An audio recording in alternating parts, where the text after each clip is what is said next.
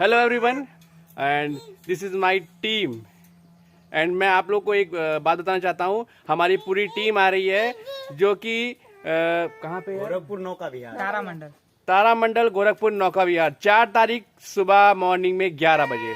Please दोस्तों, जिसको जिसको मिलना है हमारी टीम से वो आ सकता है हम लोग से मिलने के लिए, और वहाँ पे वीडियो शूट भी होगा। जिसको इसको हमारी वीडियो में काम करना होगा काम भी कर सकता है। तो प्लीज दोस्तों हमारी वीडियो को दिल से लाइक करिएगा, शेयर करिएगा और कमेंट करके बताइएगा हमारी वीडियो कैसी लगी। और ध्यान रखिएगा, ज्यादा से ज्यादा प्यार देने के लिए आइएगा आप लोग, और मिलने भी आइएगा। बहुत अच्छा लगेगा आप लोग को, सच में बहुत अच्छा लगेगा। देखिए रंगबाज भौजी भी है, रंगबाज भौजी का हस्बैंड भी है।